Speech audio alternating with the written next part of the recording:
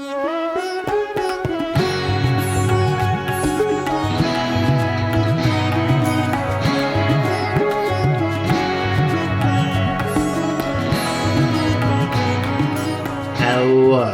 and welcome to this episode of Tripology. I'm Alun, and I'm here with the ever-actualised, and for the first time in a long time, here physically with me across the table, it's Adam. Yes, you even changed the intro. I can't believe it. You're here. We're in the same room. We can literally reach across physical space as we are doing right now and hold hands like a Michelangelo painting atop the Sistine Chapel we're touching. What an amazing thing it is to have you here physically with me.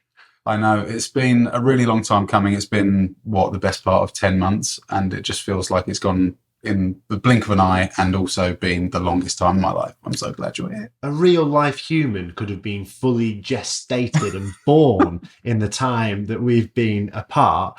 And listeners of the show, people with their headphones in, listening to Tripology right now, should be encouraged to head over to youtube.com/Tripology Podcast, because for the first time ever, we've got high definition video of the podcast right now. We've got a little studio set up in what can only be described as Adam's living room.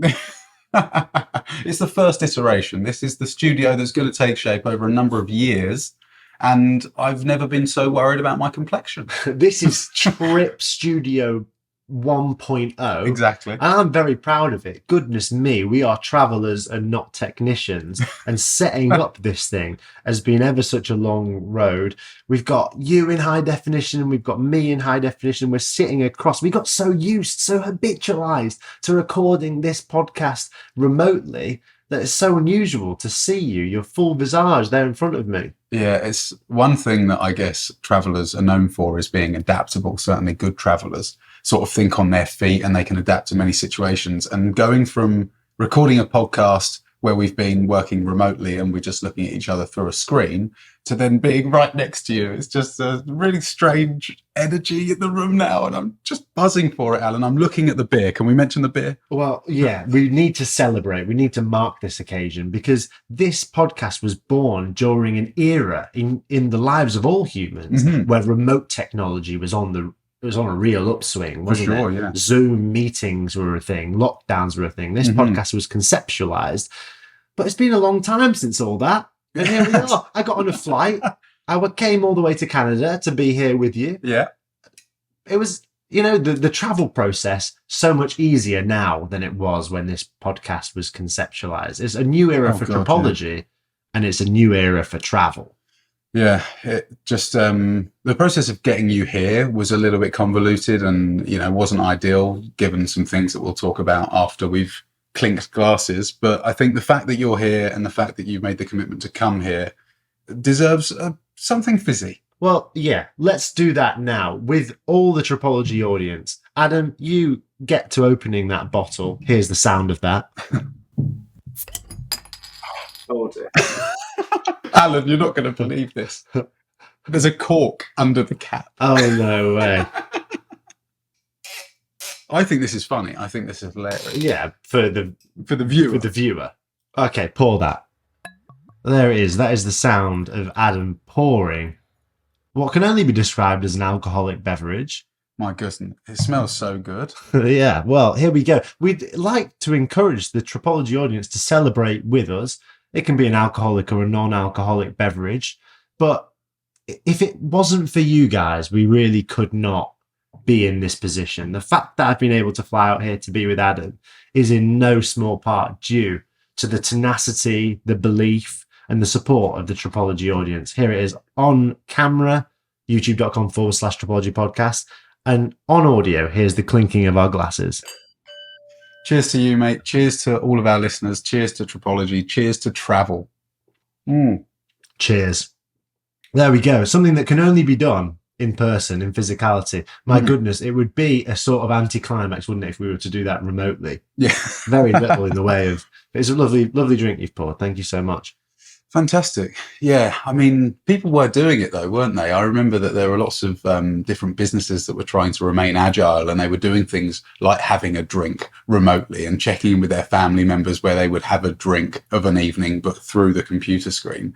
And I mean, just to have you here and to be drinking this with you is something that I've been pining for months and months and months. So thanks very much for coming. I can't wait for the next 3 weeks. Well, that's it. We are, first and foremost, just genuine best friends, aren't we?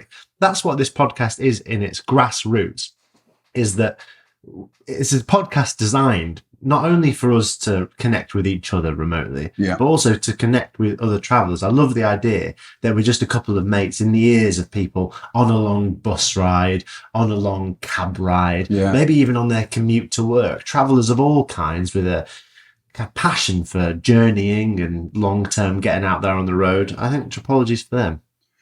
Yeah, I do envisage that, you know, there are some people that would just tune in and they just want to come and hang out with us for a bit. That's, for me, some of my fondest memories are just, you know, chatting for hours on end with people I'd only just met. Exactly. What a wonderful thing. Friendship and travel are two concepts that go so wholeheartedly hand in hand, don't they? They do, absolutely, yeah. Yeah, and I think we're testament to that as well. I remember picking you up all those, years ago. Jesus, do you know how many years it was? It was 2.5 years ago. That's crazy. That's gone so 2.5 years ago, Alan. Yeah. We've had a baby podcast in that time. We have. But let's chat about your journey here, because it was quite something. It wasn't just hop on a plane. I do want to preface this by saying, growing up, I lived just down the road from Gatwick Airport in the southeast of England. Right. And we used to meet people at the airport on the same flight often that had driven 5 hours to get to Gatwick to then get on their plane. And I just remember thinking, I can't even possibly comprehend what that feels like, going on a 5 hour car journey just to get to the airport to go on a 4-hour flight. Yeah, I mean, London is far away from where I was. I was up in Scotland, and over a number of days I meandered south, visiting friends and stuff along the way. It's the end of a monumental occasion, this, for me as well, just coming to Canada, traveling again. Yeah. And we've mentioned in the previous episode of the podcast that I'm about to start a much longer journey that the audience, I'm sure, will be along with us for.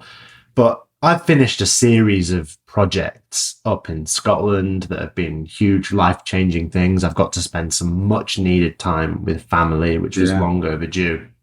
I mean, personally, I was traveling for a very long time. I came home for a little bit. COVID began. I went to Canada for 2 years, and the Tripology audience knows the history from there.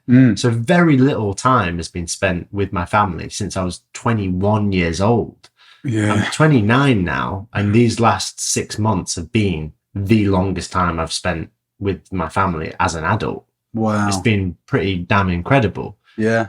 Yeah. Would you say that that was maybe necessary? Because I've been away from home now for 3 years solidly. This is the longest time I've ever been without going home at all. So I've not stepped foot in the UK for nearly 3 years, what will be 3 years in November.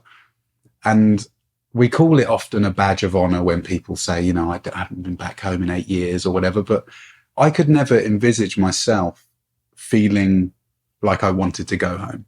But I'm starting to feel those emotions. I'm starting to feel, you know, sort of there's something drawing me back home, because I really want to see my family. Not just, if they were to come out here, or if we were to go on holiday together somewhere, it wouldn't fill that space. I need to be home somewhere familiar, somewhere that I recognize, and somewhere that I know a lot of people, in order to satiate that, I think. So do you feel like that's happened for you now, and it will give you the energy you need to then go on for another long time? Yeah, I think this was absolutely overdue and 100% necessary. It was something that has been rearing to happen for a long time.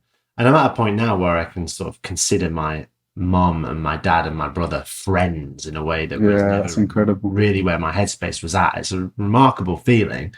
And I think that sort of thing you describe is so often called homesickness. Yeah. And I find that a little bit of a reductive word in some sense. A lot of people message the podcast and say, you know, how do you combat homesickness whilst traveling? And we know what they mean. I never really felt homesick whilst traveling, but I'm very familiar with the sort of feeling that you're describing. Just that back of your mind pensiveness of, I would really kind of like to see my family at some point soon. Mm-hmm. I don't think it's an illness. It's not sickness. It doesn't feel as intense as that for me. Yeah, I think it's compounded sometimes by the fact that people don't feel comfortable in unfamiliar environments. So the two of those things together often, I guess, are referred to as homesickness. I remember when I was back home briefly in the UK, I was chatting to a guy that I kind of grew up with. We went to the same school together and we went on a few bike rides during COVID. We went on a few dog walks during COVID. And everyone had a dog back then. The only time I wanted a dog. That's not true. I love dogs. But I remember him talking about traveling and saying that maybe he'd fancy doing a working holiday visa or something. And then he told me that he was worried that he'd get homesick and that the longest he's ever been away from home is 10 days. And he just knows that he would feel so awful being away from home for longer than, say, 2-3 weeks. What advice did I have? And I was like, mate, I'm so sorry. I can't possibly relate. Maybe stay at home. Maybe that's the answer. I don't know. Well, there's two different types of homesickness as well. There's homesickness for your friends and family, that interpersonal homesickness. Mm-hmm. And there's a kind of homesickness that you might experience for your favorite meal and the smell of your laundry detergent and your Xbox, and that's not even an illegitimate thing. It's like, I thought you were going to say your ex-boss. Yeah. Oh, I wish I hadn't quit that job and gone travelling. Your Xbox, your ex-boss, your family, and your laundry. Yeah, I think that all those things are kind of legitimate in a way. We might be less sensitive to them now, but that's partly just the learned experience thing. We've learned to cope without them. Yeah. What do you think the opposite of homesickness is? Because that's what I experience. I always want to be away. I don't know. It's a sort of an inbuilt curiosity, I guess. And experientialism, the desire to constantly have new experiences. Yeah. And I think, do you know what? The biggest thing I've learned, perhaps it's a controversial thing to say on a travel podcast. Oh, quick swig of beer. Is that there's a place for all of those mindsets. Like, I think that maybe there's been times whilst I've been traveling that I've not undervalued the experience of family, but I've pursued going for a long time without going home above all else. And I think now I'm at a place in my life where a trip home every once in a while is probably going to be a good thing, a net positive. More sustainable, perhaps? More sustainable for where I'm at currently in my life. Going for 4 years without ever going home was great for where I was at that point. But now, like, I'm in a position where I can go home once a year or something, and that doesn't delegitimize the travel in any way. I think that's the important thing that you've said, and that kind of is a little nod to the badge of honor, is that people do revel in the fact that they've been away for so long.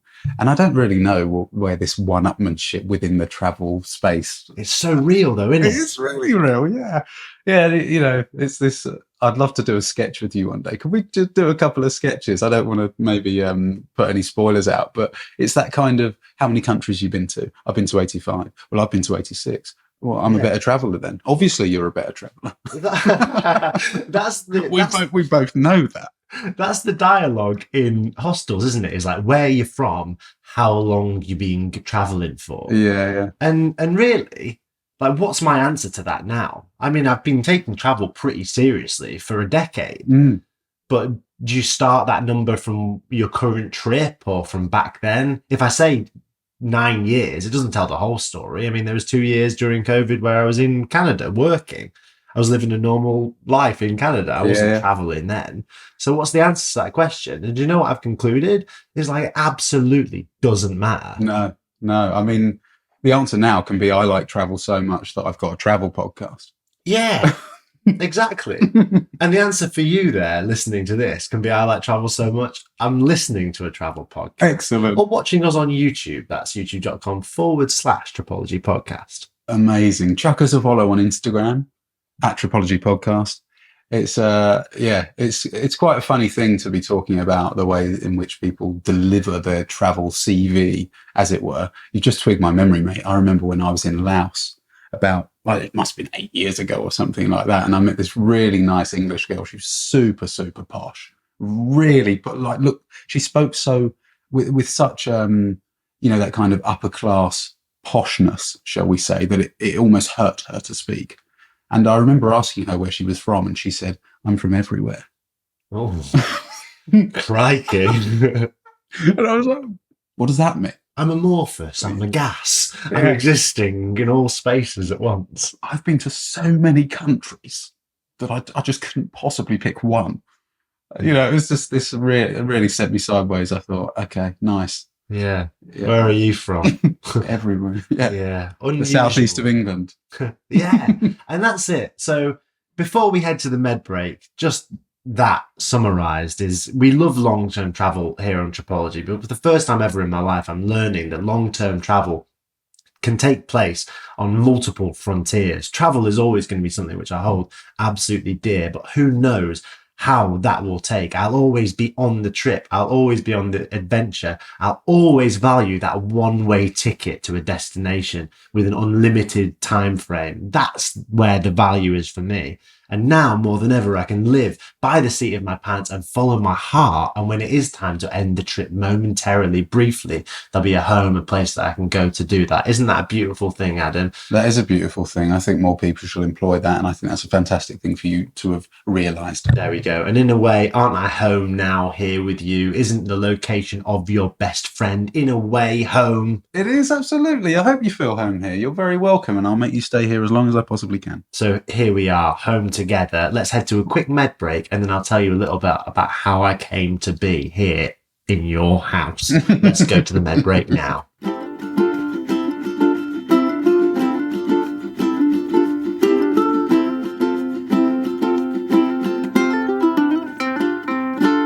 And just like that, now in high definition on youtube.com/tripology podcast.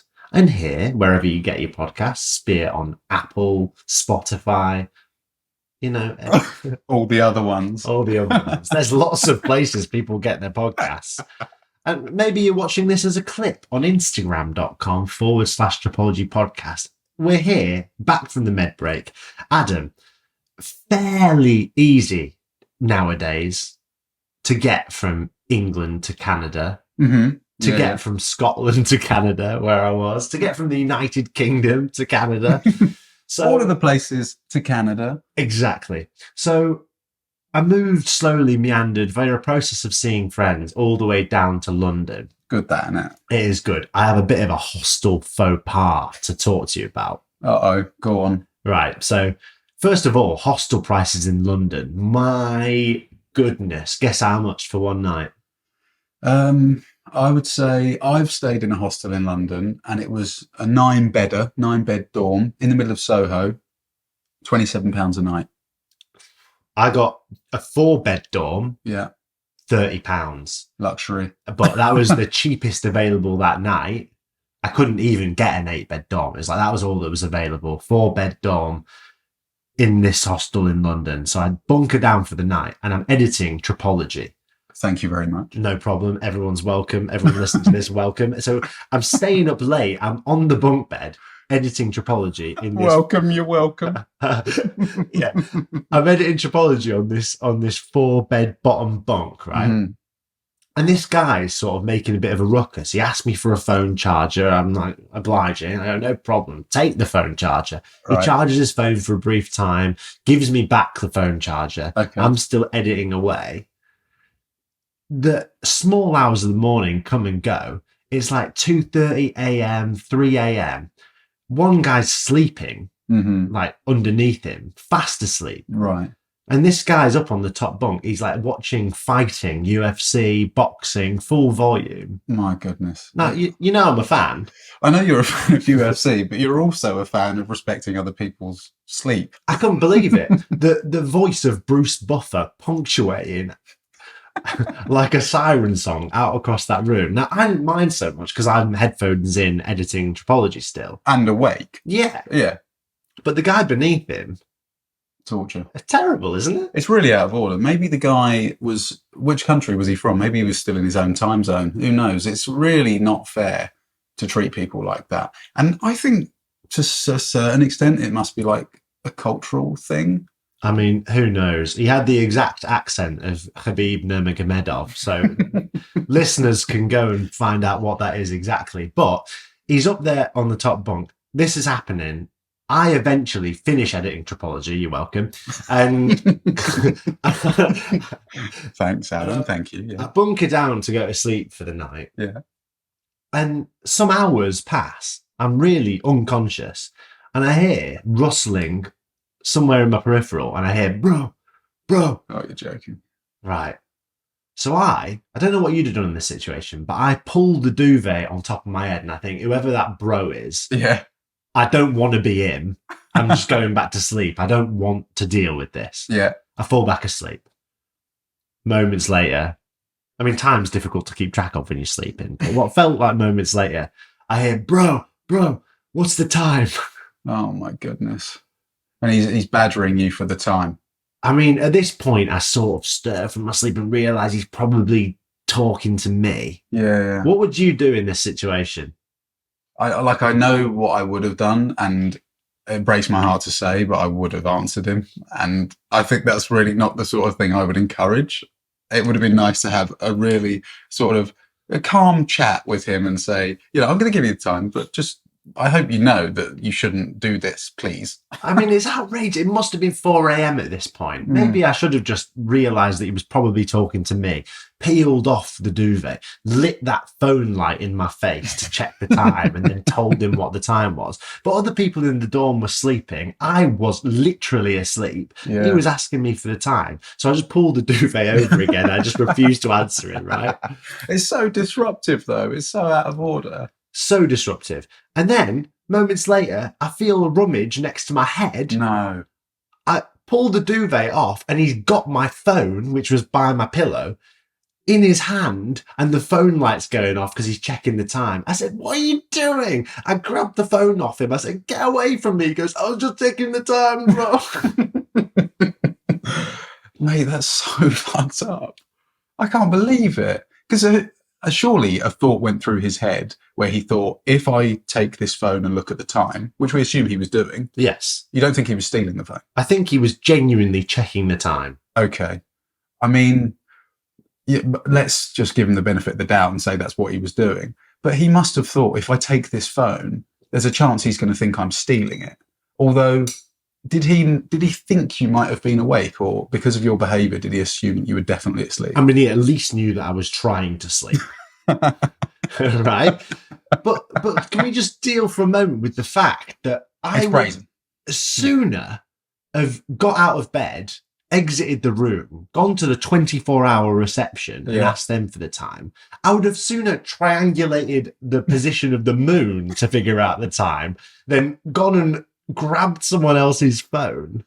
Yeah, that's not something I can say I've ever done. Or I would grab your phone, perhaps, if it was me and you. Yeah, maybe, but years of friendship have gone into that dynamic now. Yeah, I'm with you. I think the little walk down to reception, and that would have been probably enough to, find out the answer to that question. Never in my life have I approached someone else like that. One of the benefits of investing years into a friendship, recording a podcast together, working on a farm together, sharing a mutual love for travel, one of the payoffs of that is that we can stay in the same hostel dorm and I would look at your phone. This guy appropriated the lending of a phone charger to mean exactly that. Yeah, I wonder where he would have drawn the line, because you had your laptop with you as well. I wonder if he would have just lifted the lid of the laptop and quickly had a little cheeky look in there. Thankfully, had been stowed under my bed in a backpack, so it would have been truly outrageous if I heard someone zipping. I was like, oh, someone must have an early flight, and he was there rummaging through the old backpack. That's funny. I've never heard the word stowed used in any other context other than on a plane or on a boat. I stow things all the time in my life. That's one of the things about the carry-on backpack. So how did it finish then? Was it there an awkward kind of exchange, and did he see the sort of error of his ways? I told him to get away from me, took the phone back, pulled the duvet back over, and that was the last I ever saw from that mystical traveller again. Whether he learnt his lesson, whether he's still in hostels all over the UK behaving in that manner, we'll never know. Well, how good was your sleep after that, though? Because it's difficult to sleep after something like that happens. I mean, editing Tripology takes such cognitive power that I sleep like a baby. You bastard. I'm like a bear in hibernation every time I edit an episode. We're going to switch to a more live form where we make less mistakes, guys. I think we are going to do that. We're going to have to do that. One of the benefits of being here in person and being in a studio space, albeit your living room, is that we will switch to a more live and dynamic form factor for Tripology. So let us know what you think. If you've listened to this episode and you thought, God, there's charisma that was not there before, maybe that's just a process of us being in the same room. There's no delay. Normally I have to edit out remote delay. Mm-hmm. Yeah, there's a considerable amount more alcohol in this episode than there was in previous episodes. So that could have lubricated the old, Yeah, where there was once delay at the end of sentences, now they're in between words. So there you go. And then another faux pas, when I got off the plane, more than one, and I was on the SkyTrain through Vancouver, one guy gets on and he's playing music just through his phone, and I witnessed a full-on, not a brawl, but a verbal sparring match between two Vancouverites. God. One playing music through his phone out there on the SkyTrain, and another man said, "I'm really sorry your parents didn't raise you well enough zing to not do that in public." And he said, "Only God can judge me." And they went back and forth as such. Flipping hell, how awkward. How many people were on the in the carriage? Maybe 15. 15. Anyone else chip in? Everyone stayed truly silent. Everyone was so proud to be wearing headphones amidst that debate. Everyone stood looking forward with their headphones firmly in. You broke the silence by saying, "Does anyone want to know the time?"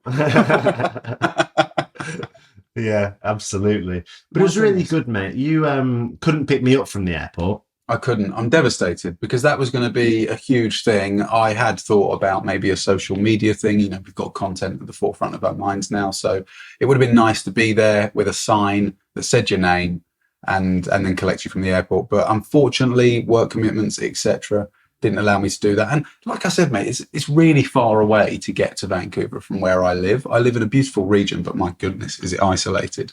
And so I did come all the way to the capital of the interior, a place called Kelowna, also beautiful. Check it on a map, where you very kindly took a really long bus journey all the way up. What was it, 5 hours? About 5, yeah. And I remember asking you whether I could treat you to dinner. I asked if you had eaten. And you said, I'm about the only person on the bus who fucking hasn't. The number of people that use that bus as a grazing opportunity is absolutely wild. Everyone on that bus was eating Subways and McDonald's more than you would ever eat in a 5-hour period in any other context. It's wild. Yeah, they all use like similar things, like snacky bits and what have you. Yeah, but why is it that? And I've noticed this is not exclusively a North American thing by any means, because I've noticed this amongst travellers in any country. Yeah. You're going on an 8-hour bus ride, so you decide for some reason to stock 8 hours worth of constant munching.